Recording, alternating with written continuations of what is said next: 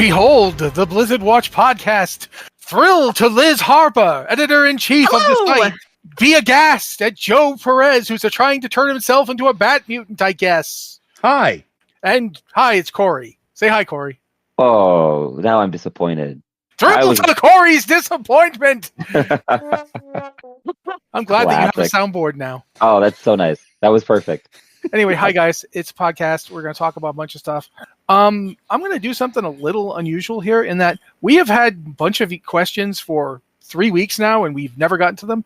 I'm going to read one of them now. Tetsemi asked this one. It's a question for the Blizzard Watch podcast. Giving the recent revelation / confirmation of EA being EA in regards to BioWare, what companies are taking the BioWare place in your heart? My answer is very simple. None. BioWare, if it dies, it dies. I will never replace it. It will always have a special place in my heart. That's just how it is for me. If you guys want to answer, go for it. I think I've moved into agreement. Yeah, I think that I've moved into the phase of my life where no gods, no kings, no masters.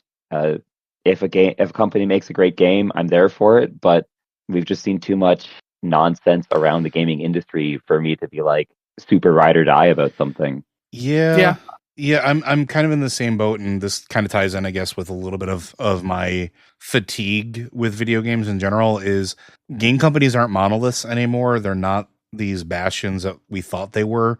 None of them are. And I say this as I'm on a Blizzard podcast. Go figure. Except for Blizzard. Keep paying me, Liz. But EA isn't what EA was when it originally started, because EA used to have some really great games. Like, I literally went on a rant in our guild Discord, and I think even on the Blizzard Watch Discord, about how we never got a third American McGee Alice game, even though there was a script written for it. And they tried multiple times, and EA just will not let go of the IP or produce it. They just are holding it hostage. Whereas years ago, 20 years ago, 30 years ago, they would have been like, sure, let's make this. Let's go. Same thing with BioWare. BioWare was a unique time where like they hit like lightning, just like Blizzard did. They were a right time, right place with the right type of game that did exactly what people wanted at that specific time. And it launched them into this huge trajectory. And then they've been a shell of their former self for a while at this point. And even when you see the glimmers of like the good stuff, right, it gets taken away from us. Like, we just went through a whole thing about the Dreadwolf saga coming to a close, and that being it. We're not getting it anymore. We're not getting any more Dragon Age. It's just it might come back as a pachinko machine maybe. But like sadly we're kind of done, right? And with BioWare kind of moving into that, EA being sunsetting them, you look at how many game companies, how many developers, how many of the people that produce the games we loved over all these years have gone that way, or have been absorbed by a larger entity and then tasked with doing something that isn't their primary role. So when BioWare goes away, I will be Will Ferrell at the gravesite singing "Dust in the Wind" for the fallen comrade, because the time has come and gone, right? It's just, and I'm with Matt. Nothing will take that place. It's just, it was there, and when it's gone, it's gone. Yeah, nobody made Jade Empire but BioWare. Nobody made Knights of the Old Republic but BioWare. I will never stop loving the guys who gave me, Baldur's Gate 1 and 2. I will never stop loving those times, but those times are gone. And no company is going to come in and be the company that made those. Those companies will have to be they made the games they made, and I'll stand and fall on those. But I think Cory had a good point in that no gods or no masters. I don't owe a company my loyalty. If you make a good game, and I like it, I'll buy it. But I'm not gonna be ride or die anymore, as people have said. Not even for Mass Effect. If the next Mass Effect game doesn't strike me as something I want to play, I'm not going. It's just there. There will always be a BioWare-shaped space in all of our hearts, even if it's an empty, dead space. Cue the Sarah McLachlan music. And let's move on to talking about the various news about Blizzard, because, we do have to actually talk about Blizzard. At least I think 45% of the show has to be Blizzard, according to the FDA. By volume. Yeah, by volume. And we're definitely supplying the CanCon required by the Canadian version of that company. Yes, that's true, because we mentioned BioWare, and of course 2 of us are Canadian. There we go. So, World of Warcraft. What are you doing, World of Warcraft? Patch 11.1 has been released. It's out today as we're recording, I believe. Yeah, it is live now. Are the servers up at this time, or are we still down? They are up. Servers are up. The shop issue that popped up too, I believe. What's the shop issue? Yes, there wasn't. You just couldn't buy things. Oh, okay. They broke the shop, but it's back now. Sorry, Liz. Go ahead. The servers actually came up on time. I was hearing a lot of speculation that it would be a long maintenance. This is a really big patch. There are lots of changes, lots going on. But they came back up on time. They weren't entirely stable, but they were online on time. Oh God! You know how it is. Certainly, if you're logging on, be sure to update those add-ons, because I logged on and nothing worked. It was an add-on. Of course it was an add-on. It's always an add-on. Almost an add-on. So, maybe a little instability, but hop on. It's looking good. So there's a trailer out that's got Gallywix and Xalatath. In case you were wondering, is Xalatath actually involved in any of this? Yeah, she's there. Yeah, so. It does feel like a narrative leap, but there it is. So.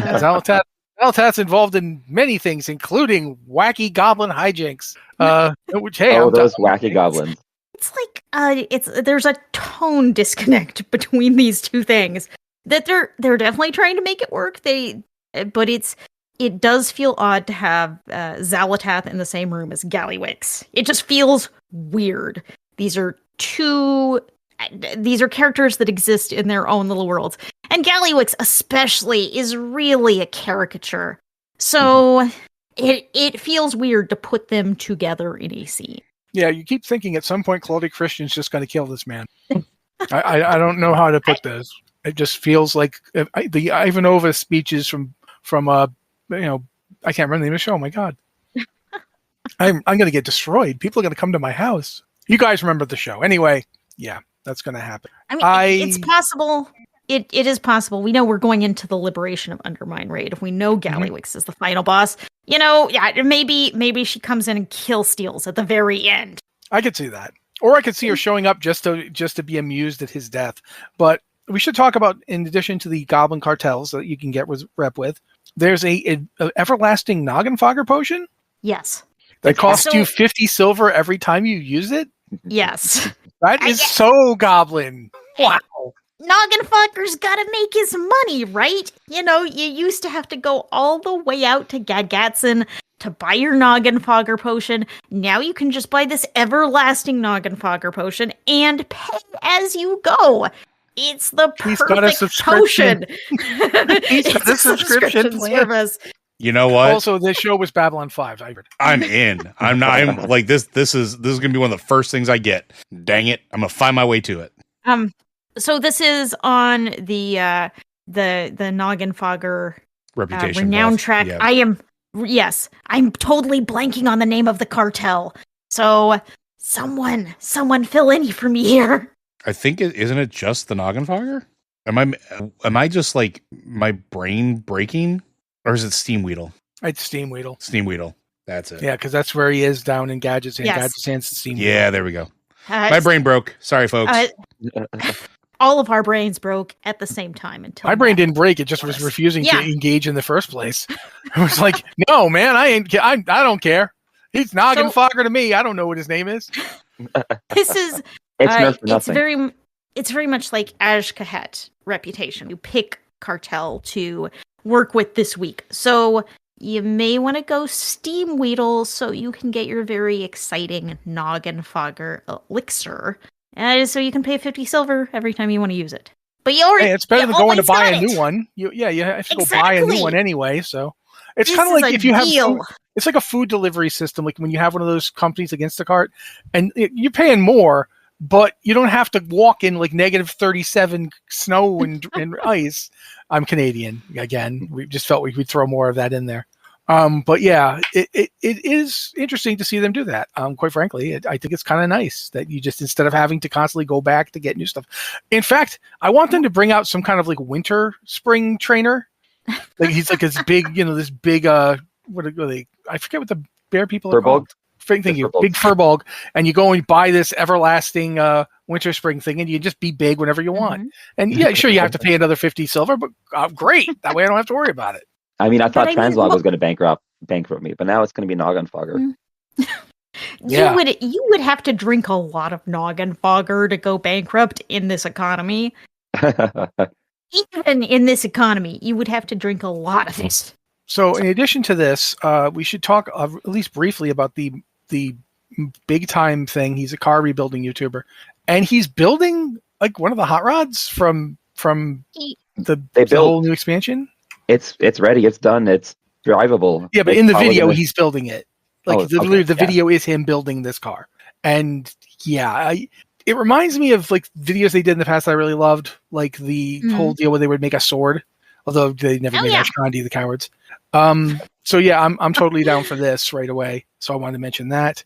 It's really great to see Blizzard flexing their like influencer budget a bit there and like doing cool stuff like this again, because it's always such a fun thing to see in-game things come to life in the real. Also, now we get the Warband campsite steal. Oh, sorry, Liz. I'm sorry. Go ahead.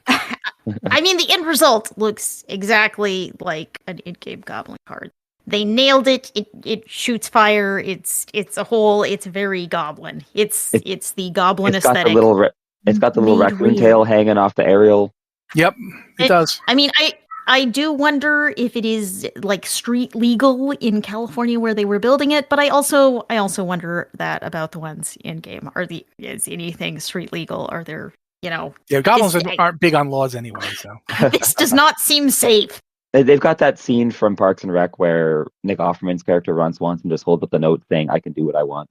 And pretty much. I understand what you're talking. But while we're talking about this, there's also a bunch of new rares for people who like to go out and kill rares, or for, I guess, at least some of them for hunters who want to tame them. I mean, I don't think they're all going to be tameable, because I'm sure some of them will just be people, and you're not supposed to tame people. I know some of you tamed a Worgen once, but you weren't supposed to, and you know it. However, there's a really nice pink stork-looking thing. I'm pretty sure you could tame that. I actually, now I'm starting to think about that. I don't think you could probably tame, ephemeral agent Larith, Lathid. I don't think you could tame that. And you should. There really are a lot of people on this list. People, not beasts. Yeah.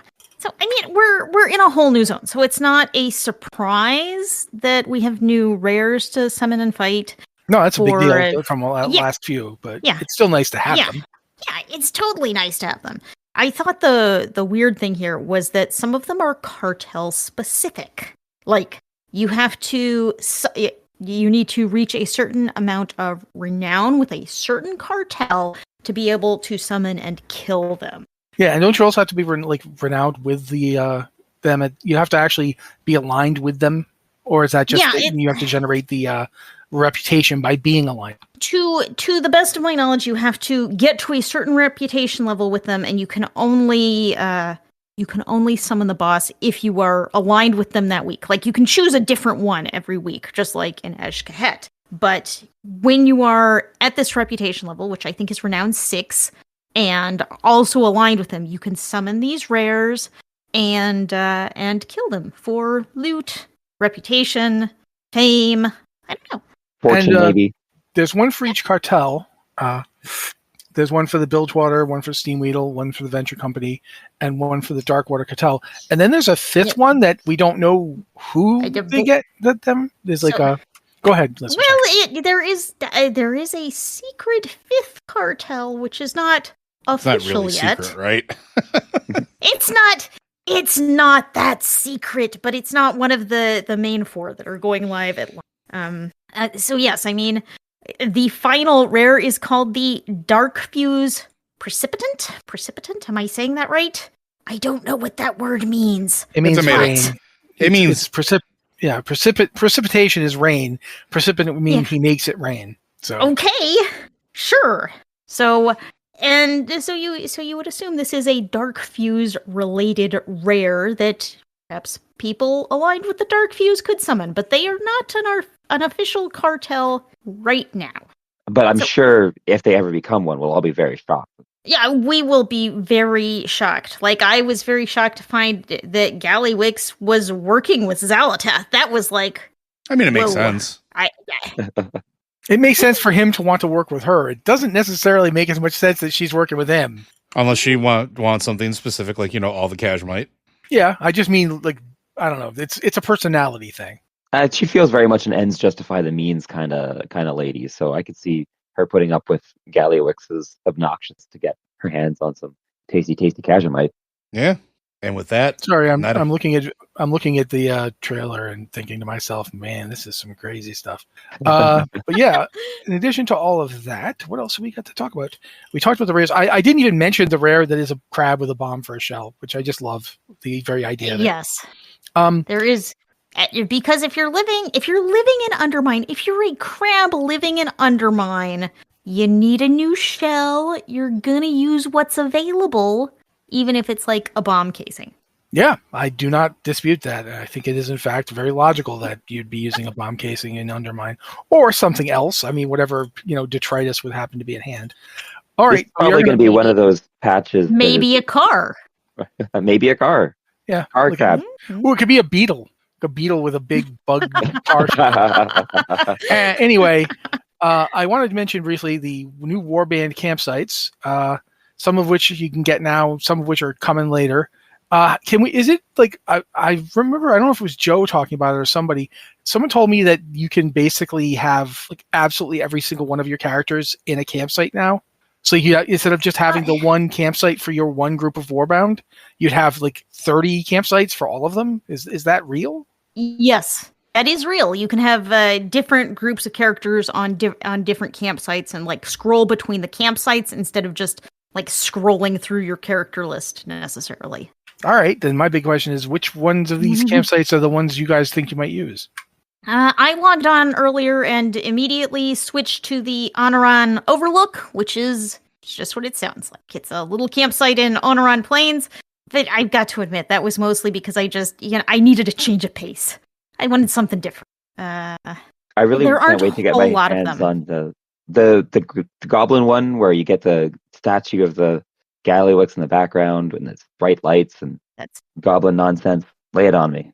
The Galagio Grand Gallery, which you have to complete achievements in, I think, Liberation. Yeah, just in the zone. I think it's actually. Yeah, so basically by doing all the stuff in the zone that you would normally be doing over the playing, you'll unlock it, and it's going to be fun on the bun.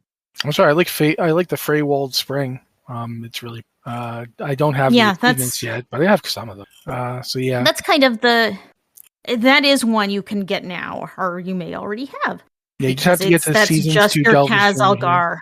That's just the Kaz-Algar stuff for Freywald Spring. Oh yeah, it's the Cultist Quay where you have to do the season 2 thing. Yes. I don't know that I want. The Cultist Quay is kind of dark. So Freywald Spring is it's an outdoor Isle of Dorn scene. It's very pretty. It's very, you've got your nice dwarven buildings in the background. You've got your plants and flowers and a little spring. It looks like a nice place to hang out. Cultist Quay, which you get by doing delve stuff in the season 2 Delver's Journey, it's kind of like a dark, shadowy dock. That's going to be the place where you're going to put like all of your rogues and like maybe warlocks, all of your super sneaky types may want to hang out there. Warlock. The definition of super sneaky and then warlock. I don't know if they'd count them as sneaky. Yeah, well, they're pretty in your face. They're very neon a lot of time. They're kind of suspicious though. They can be they're suspicious. Absolutely. With the whole, Joe, are you going to switch to a new theme when you log on?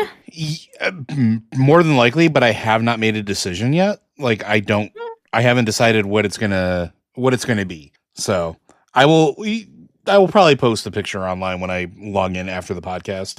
So there are only the 4 of them. Yeah, there are not a lot, but Blizzard has talked about making more. So I think in the future we'll probably see more of these. And the one of them that's season 2 specific will probably be opening after next week, because that's when season 2 opens. That's a beautiful segue, Matt.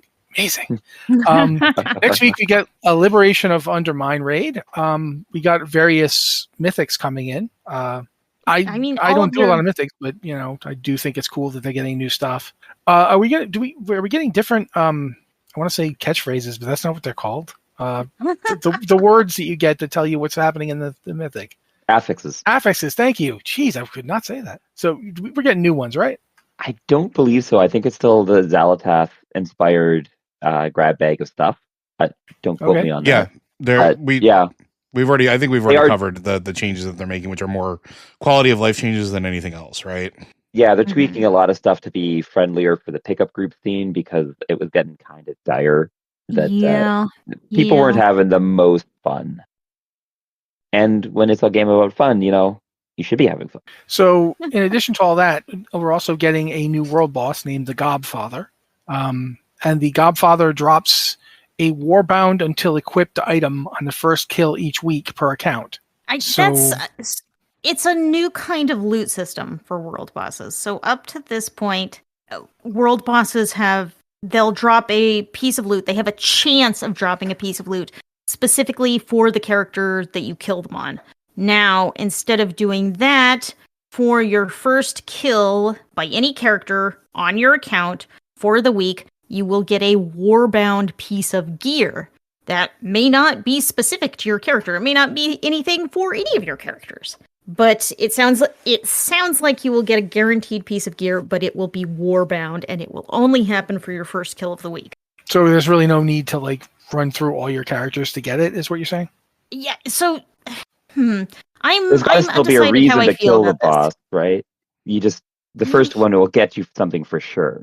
I don't know. That's not how they describe it. They really describe it like you only get loot the first time, which is kind of like the system we've seen them doing for the X45 Heartbreaker, which you have a not good, but better chance of getting it on your first kill of the day. And then after that, it's so low as to basically be pointless to keep grinding.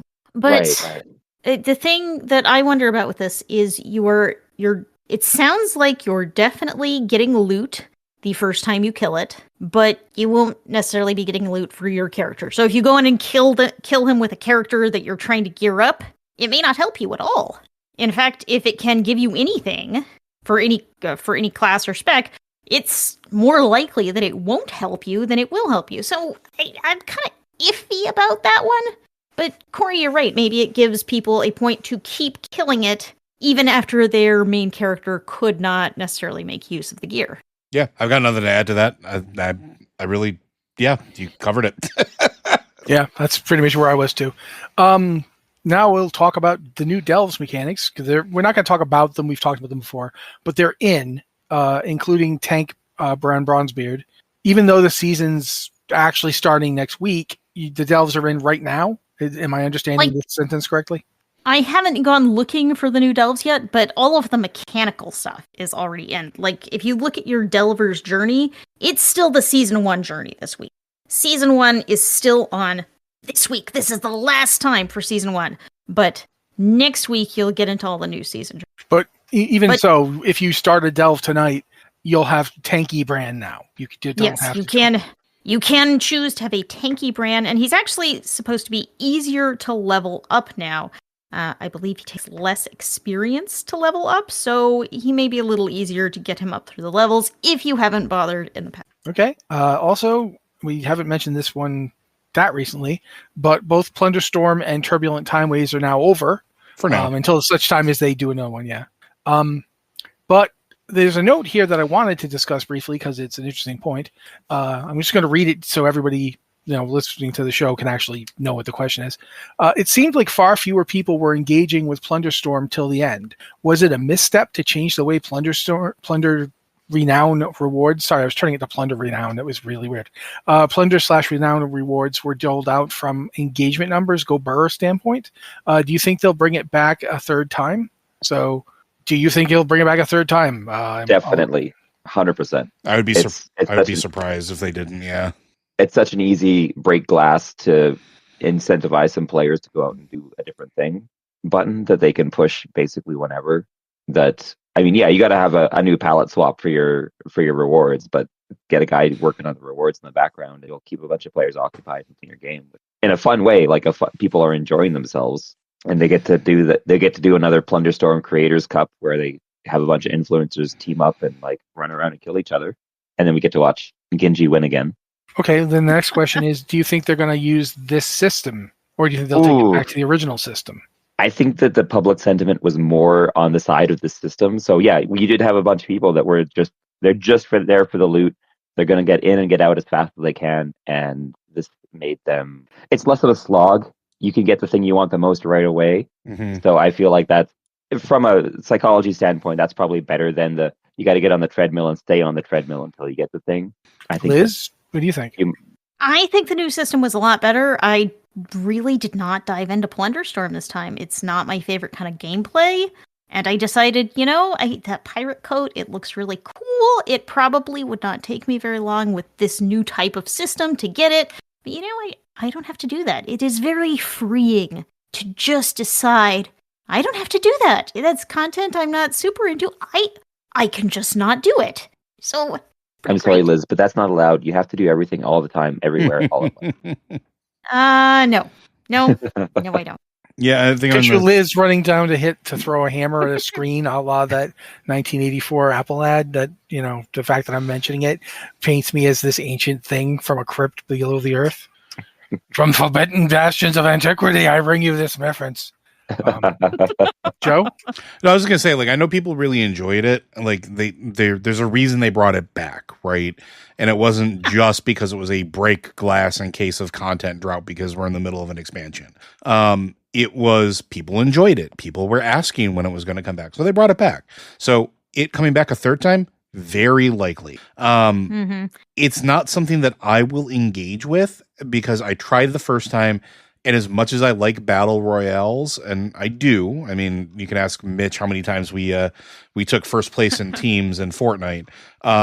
But for me, it's not scratching that itch. It's Cory's gonna probably jump through the internet for me here and throttle me, but it's like the first time I played Heroes of the Storm, the very first time when it first released, it felt like Heroes of the Storm was a MOBA light. It eventually became its own thing, and I really enjoyed Heroes. But at first, it was like MOBA light.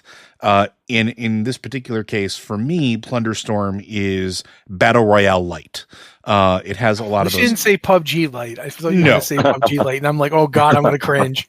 No, I'm not going to compare it to a specific game because you can't. It's a genre, and I'm okay with just calling it that genre and moving on. But it's one of those things where it's not scratching that itch for me, and that's okay. I can just move on. And for the people that enjoy it, I'm glad that they got to enjoy it again. The thing that I'm still waiting to see if they bring back, and it'll probably be an end of expansion, like the expansion's over, we're waiting for the next expansion, or we have a little bit of time before midnight, or whatever the case is. I would love to see them do another remix. And it doesn't necessarily have to be Mists. And maybe they're working on it in the background, or they just haven't said anything because it's still something. Because I know Remists was super popular, and I'm curious if that's going to have a return as something else, like I don't know, Re-Wrath or something else. No, it's going to be Legion, and they're going to call it Fell again. If they did Fell again, I'd be all for it. Yeah, trust Fells. Okay, next on the little list here, we've got the Kalimdor Cup back, and it's back this week. Is it back today as we're recording, or is it back? Yeah, and it's going till March 10? So you got 2 weeks. Get to race them. Now that the entire world is set up for it, yeah. I've always said that I'm going to go out and do these, and then I don't. But there's transmog. There's transmog, Des. Here's what I did. The last time I went hard on one of these was just, I sat down, I put on a kickin' soundtrack in the background, and I just was like, I'm going to do all these races, and I'm going to get gold, and then I'm going to move on to the next one. I'm going to get gold, and I'm going to move on to the next one. And so for a few hours, I totally messed my Spotify algorithm up because all I was listening to was Ronnie James Dio. And I feel like I flew a little bit faster when Holy Diver was playing, but I did it. I got through the Burning Crusade ones and listened to a lot of Dio. See, I'm glad you went with Dio because not being an intellectual like you, I would have gone with Kenny Loggins, and I think yours was a superior choice.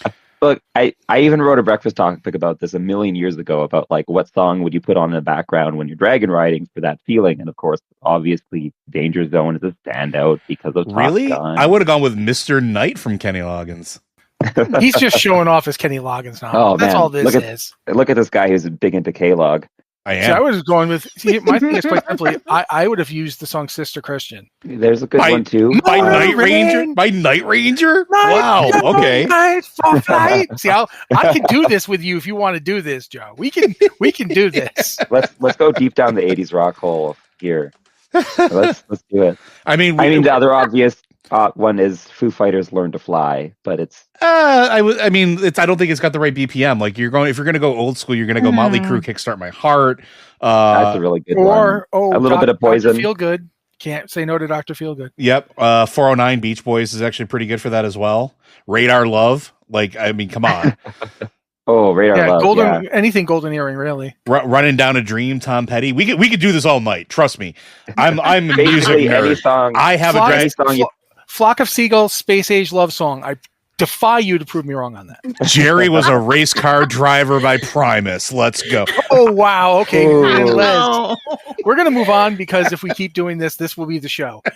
Heroes of the Storm news. Small balance patch on the PTR this week. Cory, go ahead and pretend that this means this thing's coming back. Go. It's coming back. This time, I'm sure of it.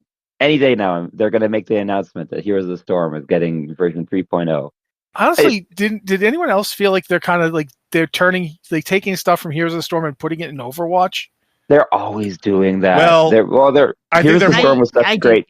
Heroes of the Storm was such a great incubator for like concepts and ideas and skills and characters that like you don't need to have a fleshed out demon hunter, but wait, Heroes of the Storm has one named Vala, and now Diablo 3 has a weapon named after her. Same with Johanna and Karazim and all the other characters in there. And we still see like Brightwing popping up and stuff. And Brightwing was basically just one little fairy dragon that lived in Warcraft somewhere. And then Here's the Storm put her in as a murderous psychopath. And all of a sudden, she's got a following. And so that was what Heroes of the Storm was so good at, was taking a character, whether you knew them already, whether they're a big tentpole character like Thrall or Raynor, or a little smaller one like Brightwing, and then making them somebody. You have your quintessential, like, Vala is the quintessential demon hunter from Diablo 3. Johanna is the quintessential crusader from Diablo 3 because of Heroes of the Storm. And I think that was obviously when they took the game away, that was what they lost with that. They lost this way to like, it's like the cinematics that we don't see anymore. Like we're not seeing old soldier style cinematics anymore because they're those things that cost money and they don't make money, but they show that the company is investing in its games, and that shows you that there's worth to the game because the company thinks so, and it fleshes the world out in a way that you don't get just by playing in World of Warcraft, which is what Heroes of the Storm was great for. And then it's still chugging along. They're still maintaining it. They gave Dahaka a little teeny nerf. He's doing a little less damage. He's going to be less oppressive, and you can maybe get away from him a little better. And they gave Karazim a little tiny buff, and he's going to be a better healer, and he's going to be able to support you a little more. And they gave Lucio a little tiny nerf, and he's going to do other things. And so, like, they're still tweaking things, and they're still trying to get the game to a really good spot, and it feels like it's in a really good spot. And we're all just waiting for that big button in the sky that says 3.0. I would be very happy if they announced that they were getting back into development for it. I'm not going to lie. I really enjoyed what it became, and like going back to some of the earlier conversation, like when it first started, I wasn't super into it because I was like, oh, this isn't like League of Legends. I can't enjoy this. And then I realized what it was, and it was just a lot of fun to play with friends. And I mean, I put hundreds of hours into that game with people. So many hours. I bought so many skins and et cetera, et cetera. Yeah. And the other thing, like to your point, I want to just point this out real quick. And I believe I mentioned this on the podcast. And if I haven't, I'm going to do it here. I'm 90% sure I did. It might have just been me, like fever dream, talking about this in like raid night on Discord or whatever. But like we have evokers because of Heroes of the Storm. Like, yeah, you did talk. Yeah. That's like the evoker Alex toolkit. It's Alex Straza and Ysera. It's both of them. It's so like that was the blueprint for evokers, and people who love evokers, we wouldn't have them without Heroes of the Storm. I really do hope that they realize what the value is of that game. And I know that there are people that are still working there that would love to get their hands on like active development for it, not just maintenance. And I'm here for it. Like if they announced a 3.0 tomorrow and said, hey, here's a $40, 3.0 founders pack with a bunch of skins and stuff like that. And I felt I 100%, I would be there too. Right. Like I talked about earlier about how I'm like on this like weird thing for games. I would make time for that. I love Heroes of the Storm that much. It was always so much fun to get together and, you have a couple buds and you just kind of, you play your games and you have fun and you win, you lose. At the end of the night, you probably had a pretty good time, unless you lost a lot and then you had maybe less of a good time, but just don't lose, obviously. I refuse to accept that because I lost constantly. And I actually had a pretty good time playing as, of all people, Malfurion, who was a really solid healer. And he was a really solid healer. But we're going to move on because we do have other things to talk about. Real fast one, Warcraft Rumble, Lich King's coming. Hey, did you know there must always be a Lich King? Apparently, yeah. But he comes out of a little machine now and it's dropped onto a table and he's a little cute mini. And that is about all we know about him. He's coming in the future. They mention the cold frozen lands of the north, so it's possible that we're going to get another one zone of Rumble maps, maybe 5 people, maybe 5 new maps, maybe 10. I don't know how many they're going to give us. Northrend was not a massive zone. He's been teased a couple times. They froze Tyrion in a block of ice, and they've released a blog post saying, yes, the Lich King is coming. Details to be coming in the future. And now they have a little trailer where they show him. So yeah, and he looks good. He looks kind of like he got a bit of his hot character model thrown in there because he's got the nice kind of burnt gold, dusty gold edging on his armor that isn't quite there in Warcraft. But he's definitely going to be an undead leader. If he comes alongside a whole Northrend zone, at least that's more zones. Which is weird because we were pretty sure that the next content was going to be Outland, but maybe Outland feels a bit too large to release all at once because it's a whole other planet. And if you release Outland, then you probably have to release a demon army because you fight a lot of demons in Outland. So that's a whole extra family to add into the mix of things, which could be a pretty big endeavor for them. Yeah, maybe. But, we love Arthas. Great. I mean, yeah, no people do like Arthas. It's true. I even liked Arthas, the dog one. Everyone likes Arthas. He was good. Yeah. He's a good boy. Good frozen. Diablo 4 news. Patch 2.1.2 fixed the Necromancer's Rings of Melndown by not fixing it. Community apparently comes in and goes, guys, this still ain't working. And so now, go ahead, Liz. It's interesting because, yes, there was a whole patch and a very large portion of the patch was devoted to fixing some Necromancer bugs about minions not scaling, and minions not scaling specifically with the Ring of Mendelin. And they rolled out the patch, and then we saw a lot of content creators doing a lot of testing just to find out it was exactly the same as it was pre-patch. And then Blizzard is like, oh, we're going to fix it. We're going to fix it. And they rolled out a patch that fixed... They rolled out a hot fix that fixed some of it. And now we're waiting for the next patch. So I do think it is now upgraded to mostly fixed. But also this has been a bug with a core type of Necromancer build that's been in the game since Season 7 launched, which was a little while ago at this point. And it's a tiny bit broken. It's less broken than it has been. Yes, it's now mostly tiny fixed. Bit broken. It's mostly fixed. Mostly fixed is still kind of broken. So yeah, although there is also the thing, even the parts of it that are fixed are not showing up on the tooltip properly, and that won't be changed until the next patch, 2.1.3, before we get that fixed. So, which we don't know when that's going to be. Yeah. They roll patches, kind of hot fix patches out every couple of weeks. Alrighty. We've talked about the Warcraft Rumble thing, so I am going to try and get the Steam Next Fest, not Steam Fest Next. February 24th, which was yesterday, that happened, and it's going till March 3rd. Have you guys been looking at it at all, paying attention to it? What have you guys been interested in? We should maybe lead by saying Steam Next Fest is a celebration of new game demos. So all of the games in Steam Next Fest have a new demo, which makes it a great time to check out new games because it's not like a Steam sale where you're compelled to buy like 100 things that you may or may not play because they're such good deals, so you have to buy them. Yeah, that does happen, yes. Yeah, it does happen.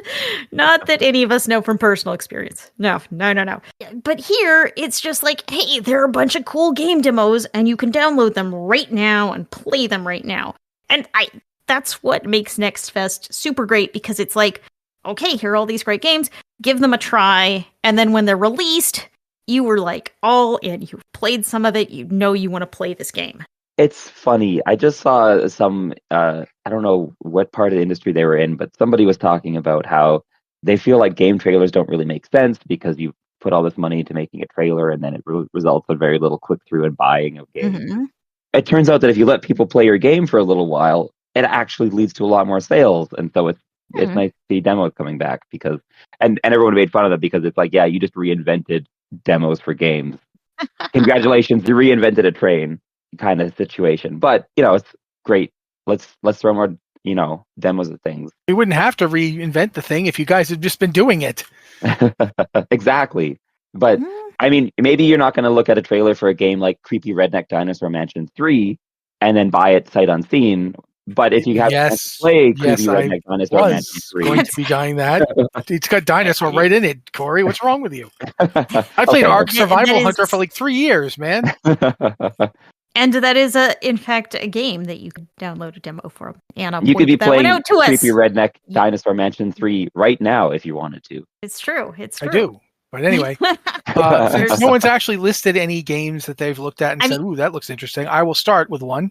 Desperate Place. It's a strategic tower defense game, but it's also kind of like Space Marines and kind of like, it's kind of like a 4X a little bit. And it's just a weird enough game concept, and the art is interesting enough that I'm now giving it the side eye and thinking, ooh, maybe. So anybody else got one?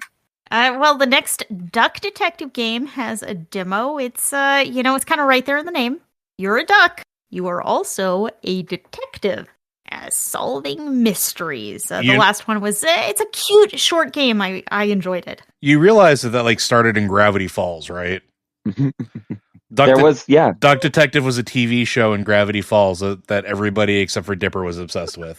I couldn't place it when we first started talking about the Duck Detective game, when you started talking about it, and then I just rewatched Gravity Falls and I'm like, this is where it's from. They even look similar. Well, there's only so many ways to put a detective hat on a duck, so fair. Yeah, that's true. That's true. There's also there's one I ran into the other day. Omelet You Cook, which is a omelet cooking roguelike. With a pun title. Oh my god, it's a pun title. Exactly. Yeah, it's just, I saw the title and I'm like, I have to know more, and it is a roguelike omelet cooking game where you make bizarre omelets for people. So, okay, yeah. And it's not like I have to pay money to figure it out. It's I can just go and download the demo, and it's like, I could say I love it or I hate it and I'm never playing it again. Either way. There's also the beauty of these kinds of things. Well, exactly. Cory, have you gone yet? Have you mentioned anything? I mean, I did mention Creepy Redneck Dinosaur Mansion 3. So, all right, cool. So I feel like by mentioning Creepy Redneck Dinosaur Mansion 3, I put my shoe in the camp of Creepy Redneck Dinosaur Mansion 3. Okay. Liz, you had one you were going to list? There's another one I found is called Deck of Haunts, where the tagline is, I don't think you need to say anything more than this. The tagline is, become a haunted house. And I didn't realize this was a choice, but kind of now that I've read that, I'm into it. For me, I mean, I'm showing my incredibly prosaic and somewhat plebeian tastes, because there's essentially a merging between Diablo and Hades, but you're a cyborg and you're shooting things, and it's called Kyborg because you're a kit bash cyborg. You're literally building your cyborg body out of the people you beat up, and it's just this is me being the most 16-year-old me imaginable, but I am down for this. I feel like this is a game that I don't understand why it didn't exist before. Like, you play a prisoner who beats up guards and such, takes their stuff and makes himself into a cyborg with it. I don't know why this was not already here. I feel like it should always have been here, and I'm very excited for it. So, well, because Joe, you haven't said much of anything. I'm gonna make you talk. I don't really have anything to add for this one. I went through the list of games that were coming for or are going to be available. Nothing really jumped out at me. The only thing that is potentially on my radar was Retrowave occasionally does games, and they're doing another Angry Video Game Nerd. It's Angry Video Game Nerd 8-bit.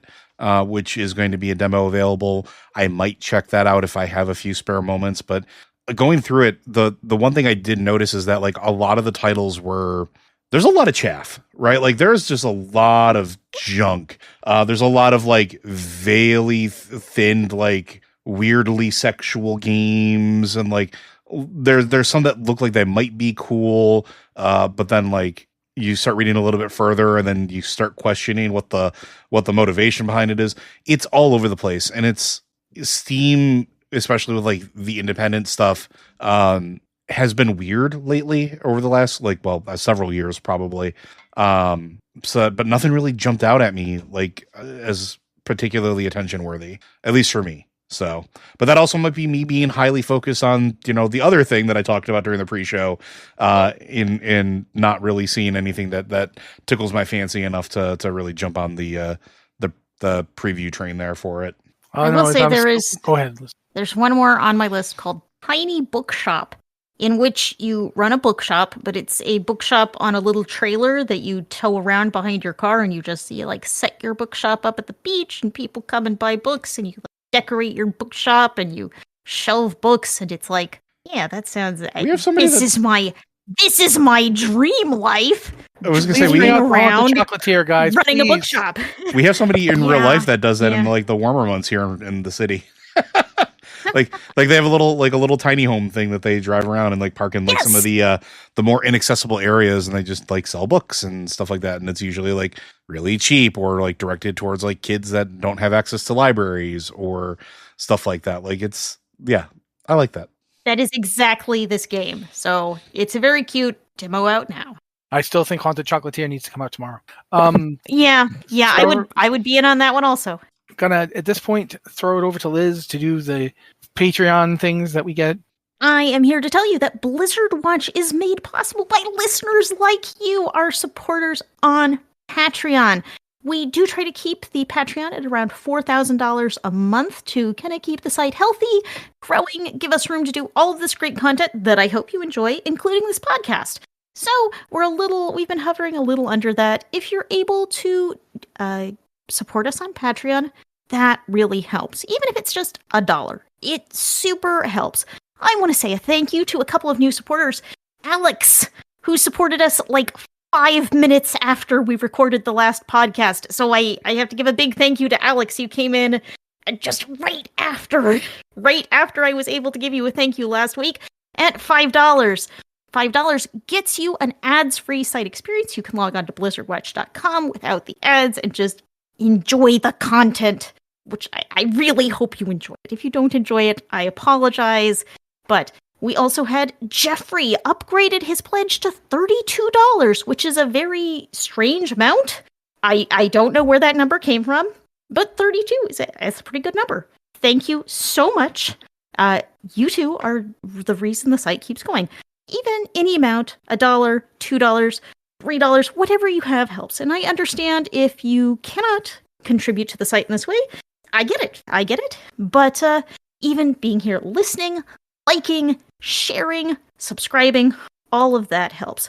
So thank you all for being here and listening. If you can support us on Patreon, you can subscribe at patreon.com/BlizzardWatch, and you can check out the website at blizzardwatch.com. And I do want to remind you all, if you enjoy our podcast, we also have a tabletop gaming podcast called Tavern Watch. You can search for it in your podcast player of choice. We have been getting out new podcasts every week, including discussion of tabletop games, and also lots of live plays, which I think have been very fun.